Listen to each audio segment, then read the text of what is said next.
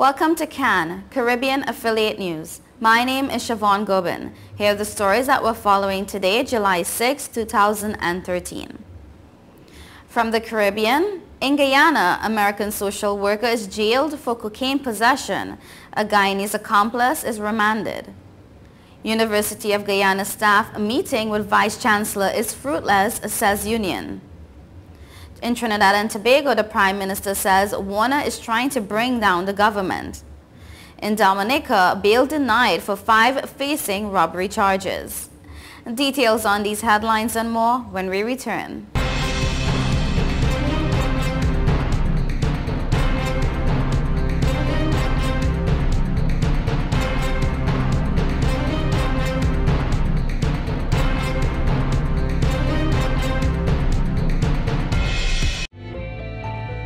Million customers use Leica Mobile for affordable international mobile calls, connecting over 2.5 million mobile calls daily, helping our customers stay in touch with their loved ones, whether they be in Asia, Africa, Europe, or the rest of the world. Every 5 seconds, a new Leica Mobile customer joins our growing family, helping you to make affordable international calls across the world. Leica Mobile. Call the world for less. Stop the music! It's week 2 of our used car blowout month, and this week is guaranteed credit approval. If we can't show you how to get approved, that car is on us. Log on now. GrecoAuto.com.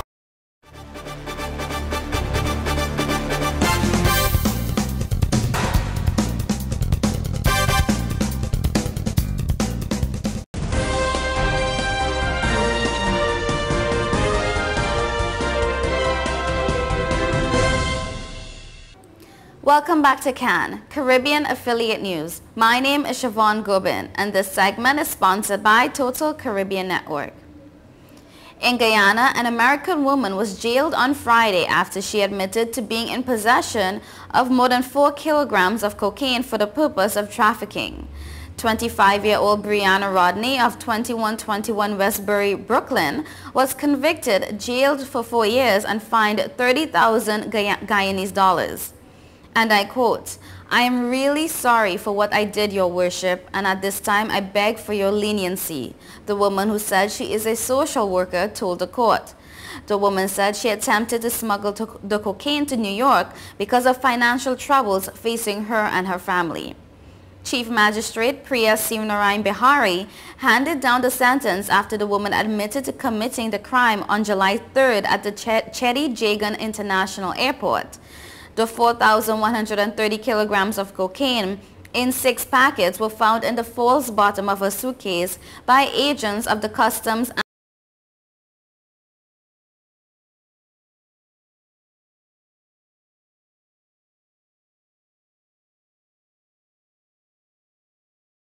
quantity of the cocaine, and the fact that she is remorseful and she's taken responsibility for her actions. Rodney's accomplice, 24-year-old Andre Nick Gustave, regarded by the prosecution as the mastermind of the crime, was remanded to prison until July 13th for report and fixture. Gustave of Rye Hyde Lust, East Coast Demerara, pleaded not guilty to the charge of being in possession of cocaine for the purpose of trafficking. He is a member of the Guyana Defense Force who is absent without leave. The University of Guyana union leaders on Friday said the hundreds of workers walked away empty-handed from a meeting with Vice Chancellor Professor Jacob Opadi. During his opening remarks at the more than 1-hour-long meeting with staff in the George Walcott Lecture Theatre, he did not address burning concerns such as late payment of salaries and non-remittance of income tax, social security and insurance deductions. The media were barred from entering the meeting.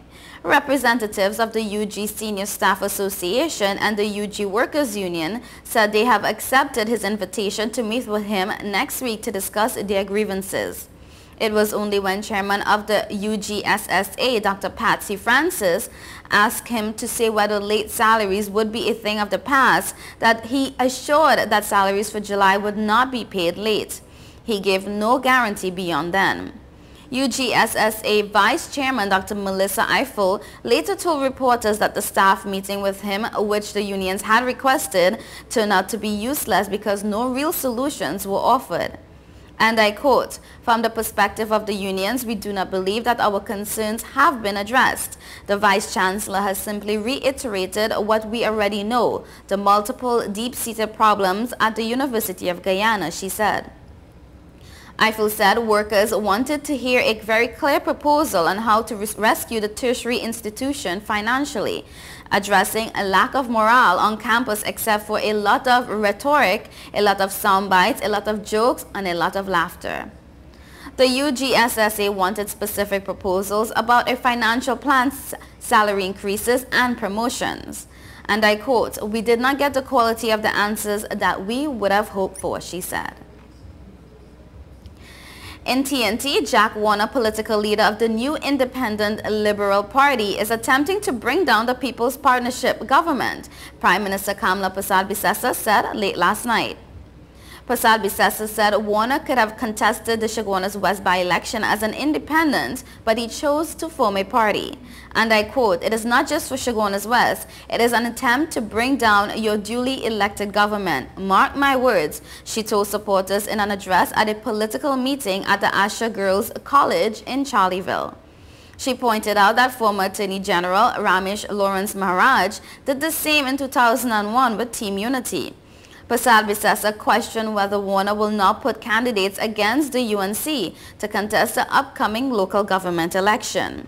Last night, she pointed out that he had people on his ILP political platform attacking her government. She also warned that the People's National Movement can embrace former government minister Jack Warner in its political bosom in an effort to out her government. She stressed that Chaguanas West must remain in government and in the UNC family, and no other party must be taken seriously. She called on supporters to wear their yellow in pride. Persad-Bissessar noted Rowley's interview with the media where he was asked if he would embrace Warner, to which he responded, and I quote, "There is a maxim, the enemy of my enemy is my friend. So some people see it that way, and I am a very friendly guy." Said Persad-Bissessar, and I quote, "That sounds like he's trying to say he would join with your former MP if Mr. Warner returns to Parliament." The Prime Minister said this decision was totally up to Warner, but she would like to believe that he, Warner, was no PNM, and after spending many years fighting against the PNM, he would join with Rowley. She criticized Rowley, saying he was a man with no ethics and morals, and hypocrisy was expected of him. Persad-Bissessar said Rowley was hounding Warner from day one. In Dominica, 2 men and 3 women charged with robbery, attempted robbery, and conspiracy to rob Colombian nationals Jesus Parra and Cesar Serna were denied bail on Friday and remanded to the state's prison. Isa Allen of River Estate, Ron Garth Jolly of Louisville, and Vanessa Guste, Fernella Guste, and Kahina Green of Bath Estate, who were jointly charged for these offenses, appeared before Magistrate Osty Lewis for arraignment. According to a report from Police Public Relations Officer Inspector John Carbone, the Colombian nationals were attacked and robbed on July 1st. Serna escaped, but on July 2nd, investigators rescued Jesus Parra in a 200-feet precipice. Fernella Guste sustained minor injuries and was admitted to the Princess Margaret Hospital, where he was later released. The group allegedly robbed the men of 3,000 EC dollars, 1 BlackBerry mobile handset valued at $400 US, and on the 1st of July. Ron Garth Jolly was also charged with attempted murder of Cesar Serra. Police prosecutor Innocent Toussaint objected to bail on the grounds that a firearm used in the incident, money, and the cell phone have not been recovered. Mr. Toussaint also stated that the defendants will interfere with the investigations if granted bail because they believe that there are several other people involved in the incident and are being sought.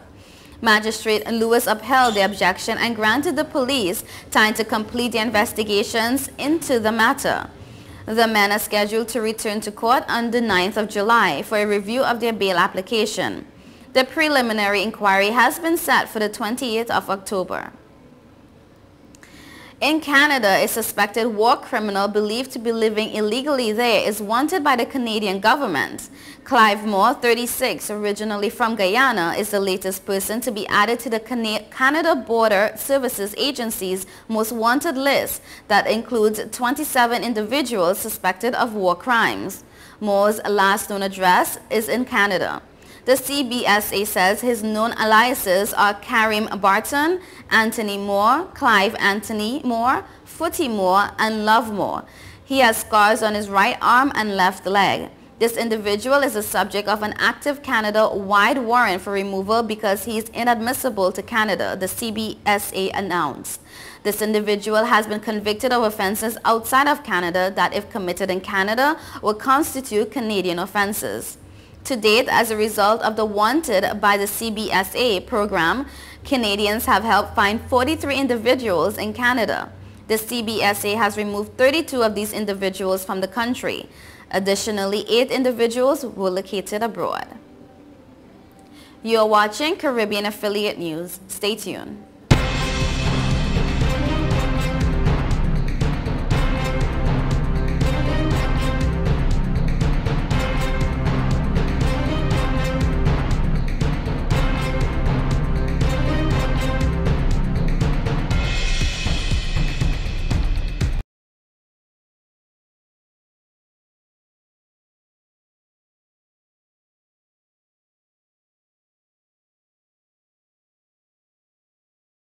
Stop the music! It's week 2 of our used car blowout month, and this week it's guaranteed credit approval. If we can't show you how to get approved, that car is on us. Log on now. GrecoAuto.com.